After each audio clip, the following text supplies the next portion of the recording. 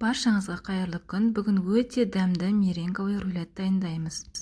Ол үшін бізге жұмыртқаның ақ уызы 200 грамм, 40 грамм кукурузный крахмал, 300 грамм сахарный пудра, ванильді дәм беру үшін ванильді сахар қосуыңызға болады, және 1 шай қасықтай лимон шырыны қажет.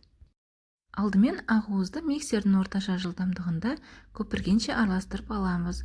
Одан кейін барлық сахарный пудраны қосып жібереміз. Араластырамыз.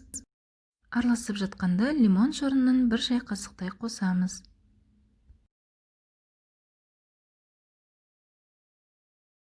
Одан кейін ванильный сахар қосуыңызға болады. Осы меренгамызды 10 минуттай араластырамыз. Өз қалпын ұстайтын аппақ масса болғанша араластырамыз. Осылай қолмен қараған кезде осындай тісшелер шығу керек.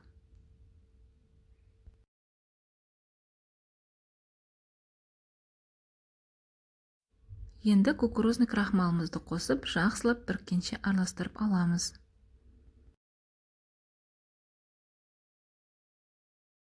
Осы меренгамызды противенге пергамент жайып қоямыз, сол пергаменттің үстіне жайып шығамыз.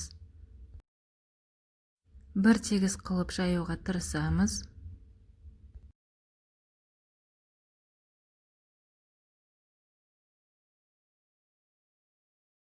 Осылай меренгамызды жайып болған соң миндальный слайсы себеміз, өте күшті дәм береді.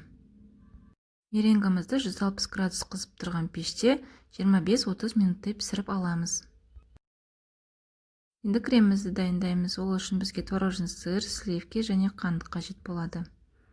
Алдымен творожный сыр мен қантты екеуін бірге араластырып аламыз.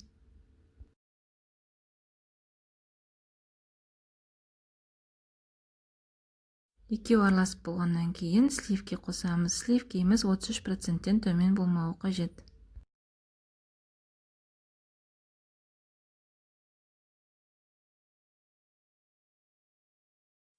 Осылай өз формасын ұстайтындай крем шығуы керек. Осылай кондитерлік мешокқа насадка кигізіп, кремнен азғантай алып қалам. Рулетімізді сәндеуге қажет болады.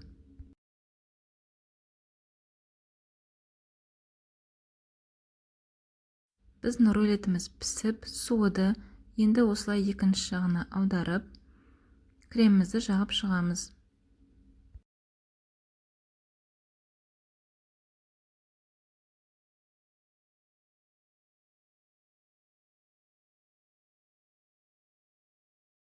Рулеттің ортасына неше түрлі начинка қолдансаңыздар болады. Жеміс-жидек, әртүрлі арахистер.